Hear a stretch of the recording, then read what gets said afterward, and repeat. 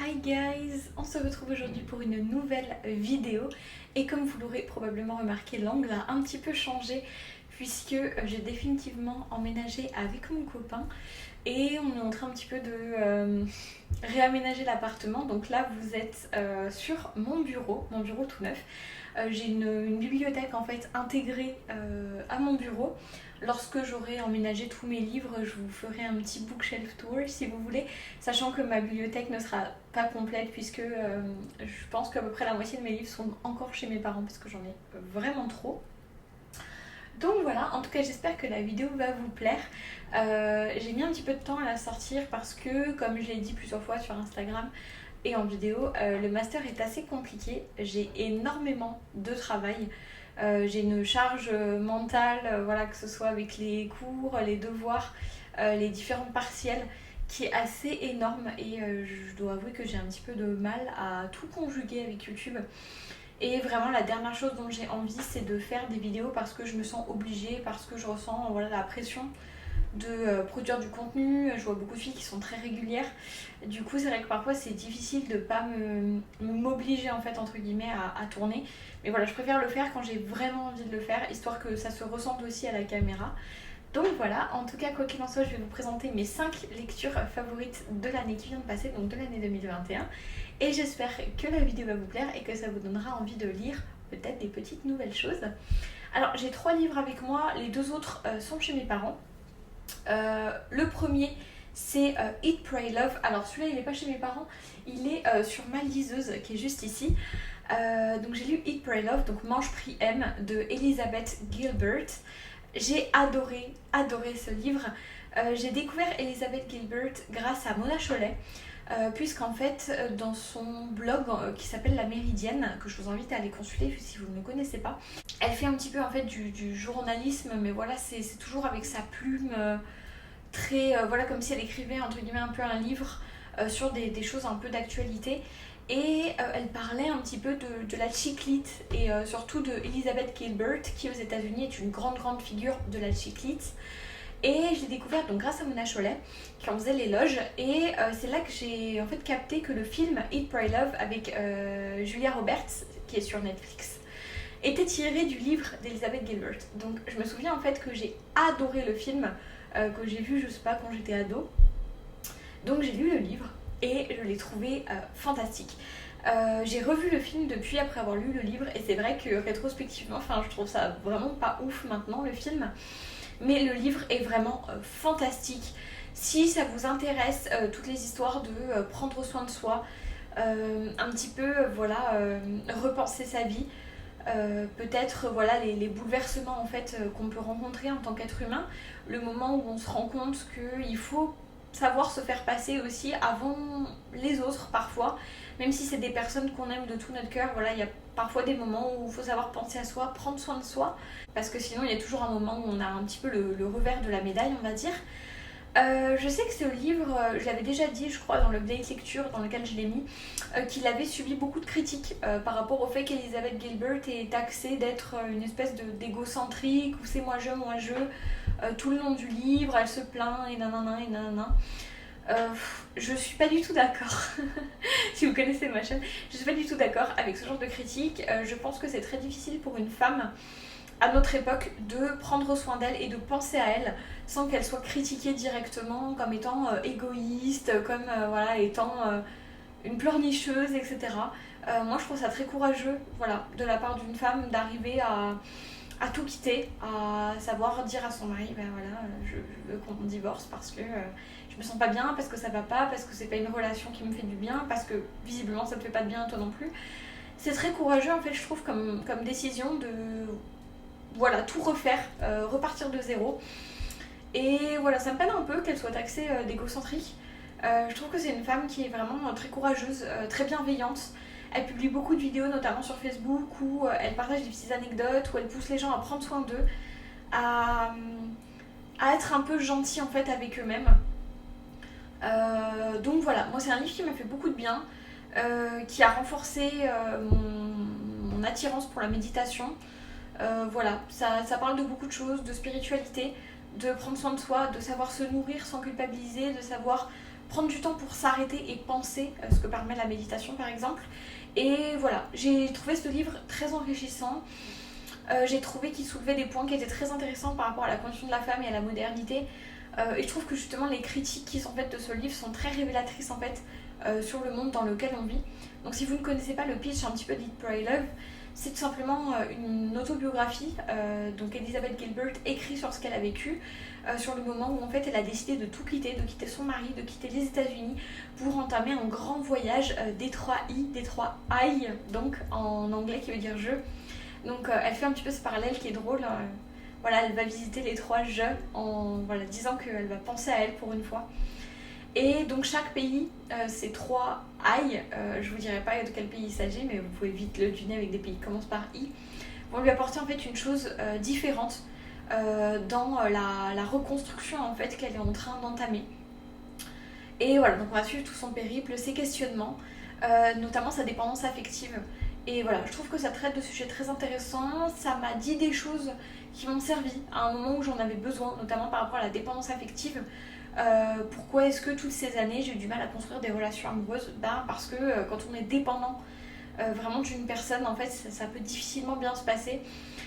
Donc voilà, je trouve que c'est très intéressant, ça parle de sujets très actuels, avec humour, avec beaucoup de fraîcheur et de légèreté, beaucoup de gravité aussi parfois. Et voilà, j'ai beaucoup aimé, je vous le conseille beaucoup. Le deuxième livre que j'ai lu, c'est un cadeau qui m'était fait par ma maman à Noël dernier, pas ce Noël-là mais l'autre, qui s'appelle Ma sombre Vanessa de Kate Elizabeth Russell. Si vous ne connaissez pas Ma sombre Vanessa ou My Dark Vanessa, je crois que c'est en anglais, foncez le lire.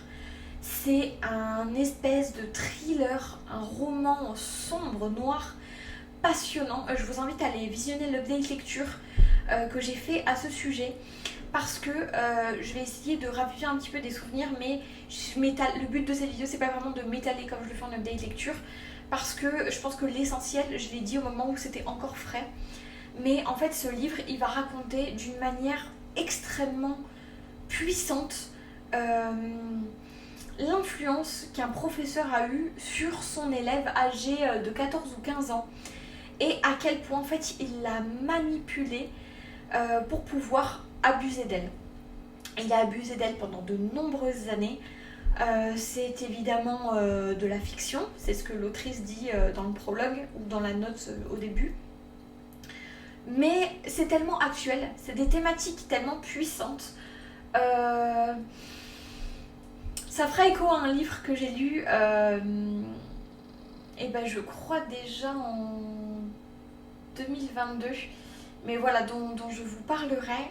Mais voilà, ça fait écho à toutes ces choses-là, toutes ces problématiques actuelles qu'on rencontre dans le fait qu'on fait un petit peu une relecture des événements passés, et qu'on voit que beaucoup de jeunes filles et beaucoup de jeunes femmes ont été abusées, ont été trompées, ont été dupées par des hommes pervers, complètement malades, dans le but de profiter d'elles.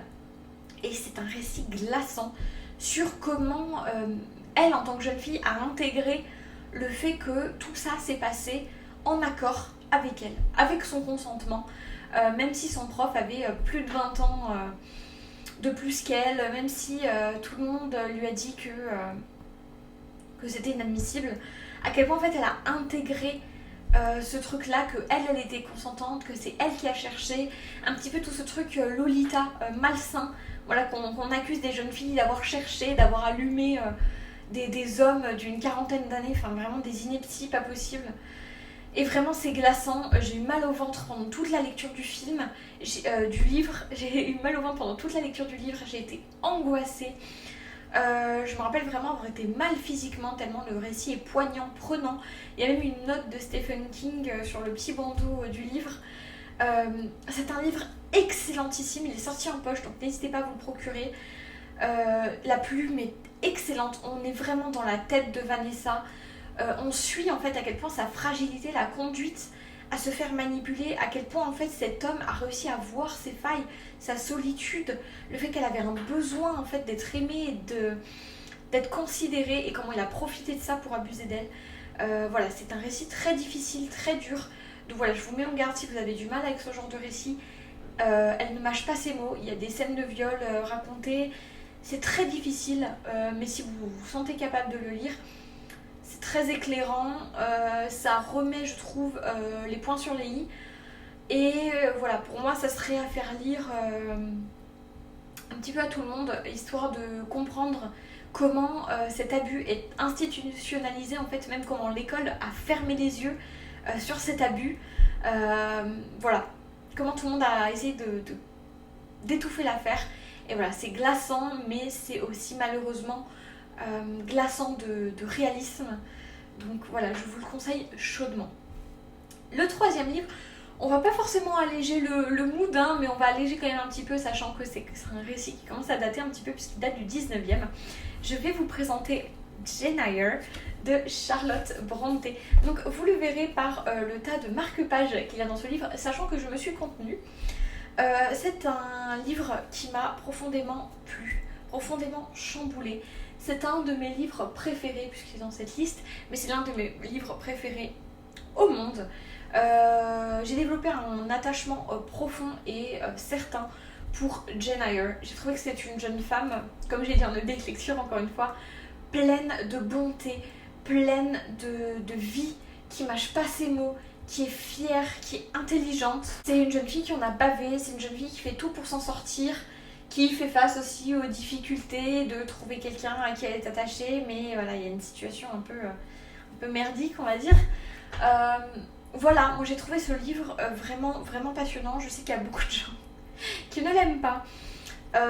Moi c'est un de mes livres préférés. Je trouve que c'est un récit féministe avant l'heure, hein, comme beaucoup de classiques anglais écrits par des femmes telles que Charlotte Brontë, Jane Austen, voilà, Emily Brontë, Anne Brontë et compagnie. C'est des personnages féminins très forts. Qui valent le détour, c'est un classique qui se lit très bien, je vous conseille pas forcément de le lire en anglais comme moi. Si vous avez des difficultés en anglais, achetez-le peut-être plutôt en français parce que c'est un registre de langue assez élevé. Parfois j'ai peiné un peu avec le nom des plantes, des choses comme ça parce qu'il y a beaucoup de descriptions de paysages. Mais voilà, c'est un récit incroyable sur comment une jeune fille va être élevée, éduquée, va grandir ensuite dans un orphelinat, etc. Enfin dans un orphelinat, dans une pension en fait. Et comment est-ce qu'elle va ensuite rentrer au service d'un homme un petit peu problématique tout de même. Voilà, j'ai trouvé ce récit passionnant, la chute est terrible. J'ai pleuré un nombre incalculable de fois en lisant ce livre. C'est un classique pour moi indémodable qui me prend aux tripes. Et voilà, j'ai une profonde affection pour Jane Eyre, je trouve que c'est un personnage fascinant, donc je vous conseille vraiment, vraiment d'y jeter un œil. Ensuite, avant-dernier livre et pas des moindres, il s'agit des Mémoires d'une jeune fille rangée de Simone de Beauvoir. Alors, vu l'état, je sais pas si vous voyez bien, mais de la couverture du livre, il est fendu tout là. J'ai beaucoup aimé ce livre, je l'ai trimballé partout avec moi pendant sa lecture. Que dire de Simone de Beauvoir? J'ai déjà dit en update lecture que j'étais totalement consciente des polémiques qui entouraient Simone de Beauvoir, que ce soit par rapport à ses relations avec ses étudiants et ses étudiantes, avec Sartre, et par rapport à son implication dans la Seconde Guerre mondiale. C'est un personnage très controversé, et il y a beaucoup de choses à redire sur son comportement et sur la femme qu'elle était. Il n'empêche que je trouve tout de même que c'est une figure féministe très importante qu'il faut avoir lue, tout en étant conscient de ses limites, de ce qu'elle a fait, etc. C'est comme beaucoup d'auteurs sur lesquels on revient, notamment masculins en ce moment. Vous avez totalement la liberté de regarder leurs œuvres, de vous renseigner, de les lire, tout en gardant un esprit critique sur les personnes qu'ils étaient et en tirant des choses positives pour ce qui vous sert à vous, en gardant bien à l'esprit que ce sont des personnes qui sont ni toutes noires ni toutes blanches, mais qui parfois ont fait des choses qu'on peut pas passer à la trappe. Il n'y a pas de séparation entre l'homme et l'artiste ou la femme et l'artiste. Tout ça pour dire que ça reste un récit féministe très important qui, moi, m'a fait énormément de bien. Par rapport au fait que Simone raconte vraiment son enfance jusqu'à son adolescence, jusqu'à sa rencontre avec Sartre. Elle raconte vraiment comment est-ce qu'elle a toujours voulu être une femme à part entière. Elle me fait un peu penser, je suis en train de lire Une chambre à soi, ou avec la nouvelle traduction Un lieu à soi de Virginia Woolf. Et ça me fait vraiment penser à ça. Elle a toujours voulu être une femme avec un lieu à elle, son argent, son indépendance, ne pas être la femme de, la fille de, mais être quelqu'un par elle-même. C'est sa quête d'identité, sa quête de reconnaissance aussi quelque part. Elle a toujours voulu être quelqu'un, être une grande intellectuelle. C'est très très très très poignant. J'adore aussi sa rencontre avec Simone Veil qu'elle raconte. Simone Veil qui est un personnage que je chéris du plus profond de mon cœur. Mais c'est drôle aussi de voir qu'elle écrit quelques critiques que Simone Veil lui a adressées. Et même si on lit un livre de Simone de Beauvoir, on se rend vite compte que Simone Veil a totalement raison dans l'analyse qu'elle fait de Simone de Beauvoir. Donc voilà, c'est passionnant de la voir de l'intérieur. Je trouve qu'elle est assez crue et assez honnête sur ses sentiments, sur les sentiments de sa famille. Elle n'hésite pas à critiquer ses réactions, à critiquer celles de sa famille. Je trouve qu'elle fait preuve d'authenticité dans ce qu'elle raconte. Elle n'est pas complaisante envers elle-même. Et voilà, c'est quelque chose que j'ai beaucoup aimé. Il y aurait sûrement des choses à critiquer. Mais je dois avouer que j'ai passé un très bon moment en lisant ce livre. Ça m'a beaucoup éclairée. Je me suis beaucoup reconnue dans la quête de Simone de Beauvoir, dans ce qu'elle aspirait en fait à être. Le fait qu'elle dévorait les livres, qu'elle adorait écrire, que tout ça a toujours été quelque chose qui l'a beaucoup animée. Voilà, je trouvais ça très inspirant. Donc si vous êtes dans la lignée des récits féministes, etc., je vous conseille vraiment de lire Les Mémoires d'une jeune fille rangée. C'est vraiment un incontournable et j'ai passé un très très bon moment. Et le dernier livre, et pas des moindres, c'est le plus récent que j'ai lu. C'est En attendant Bojangles de Olivier Bourdeau. Alors si vous avez regardé mon unboxing de la box Cube, la première box que j'ai commandée d'ailleurs qui vous a beaucoup plu, donc sûrement je recommanderai une pour vous faire une deuxième vidéo. Vous avez vu que j'ai reçu ce livre il y a très longtemps, il y a presque un an, et je ne l'avais jamais lu. Je me suis enfin décidée à le lire. Mon Dieu, mon Dieu. C'est maintenant, je pense, pareil, un de mes livres préférés ever. J'ai été hallucinée par l'aspect tourbillonnant de ce livre. Si vous voyez Gatsby, je pense que vous voyez ce que je veux dire. Cette espèce de frénésie, ça n'arrête pas, et boum, il y a des éléments comme ça qui nous choquent, qui nous font pleurer, qui sont émouvants, qui nous coupent la respiration. C'est exactement ce qu'est En attendant Bojangles. Vous êtes happé dans ce tourbillon, dans cette famille totalement déjantée, avec le père et la mère qui boit et qui boit. Les deux, ils invitent des gens, ils boivent devant leurs gosses, ils ouvrent pas leur courrier, ils jettent le courrier sur une énorme pile qui atteint des mètres et des mètres de hauteur. Et un petit garçon, au milieu de tout ça, qui est un petit peu perdu, on va dire, dans ce tourbillon-là, qui est en même temps très éclairé, qui est en même temps très mature pour son âge. C'est l'histoire d'une famille hors du commun, avec un destin hors du commun. On suit la maladie, la psychiatrie, les tourbillons de la maladie mentale. Comment est-ce que ça va entraîner toute la famille là-dedans? C'est sublime, c'est poignant, c'est un des meilleurs livres que j'ai lu. La plume d'Olivier Bourdeau est savoureuse, elle est fantastique. J'ai rarement lu quelque chose d'aussi bien écrit. S'il y en a un vraiment que vous devez retenir, c'est celui-là, et Ma sombre Vanessa. Il y a une écriture, quelque chose qui vous happe, un vrai talent d'écrivain. Il y a le film en plus qui vient de sortir, là j'ai vu, avec... alors je sais que c'est avec Romain Duris, l'actrice, j'ai totalement zappé son nom. Je vous conseille vraiment de lire le livre. J'ai pas vu le film, j'ai trop peur d'être déçue parce que vraiment j'ai adoré ce livre. S'il vous plaît, achetez-le, il doit y en avoir plein d'occasions sur Vinted. Lisez-le et venez me dire ce que vous en pensez. Il m'a retourné le cerveau ce livre, il est fantastique. J'ai corné 1 million de pages, il y a plein de moments chocs comme ça, de passages où on se dit putain, c'est dingue, il y a plein de phrases comme ça. Là, il parle, le petit garçon, de son père, zappez si vous voulez pas de spoiler.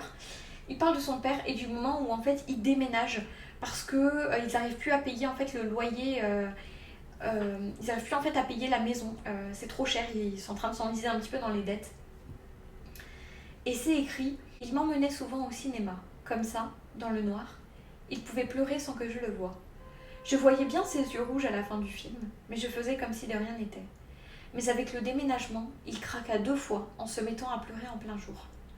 C'est vraiment différent de pleurer en plein jour. C'est un autre niveau de tristesse. Que des phrases comme ça. Que des phrases qui vous mettent une claque, qui vous retournent, qui vous font réfléchir.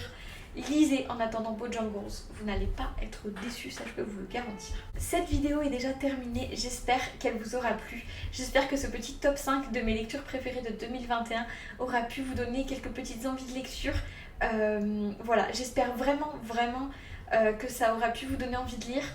Si jamais vous craquez sur un de ces livres, n'hésitez pas à l'acheter d'occasion. Pensez à le faire, il y a beaucoup d'impressions qui sont faites, c'est toujours bien d'acheter neuf, ça soutient mieux les auteurs. Mais voilà, pensez aussi peut-être à regarder d'occasion sur Vinted ou autre, à Gilbert Joseph également. Ça peut toujours être un bon geste, voilà, pour pas trop consommer et en même temps soutenir les auteurs qui vous plaisent. En tout cas, moi je vous fais de gros bisous, je vous remercie d'être restés jusqu'à la fin et je vous dis à la prochaine. Ciao, prenez soin de vous.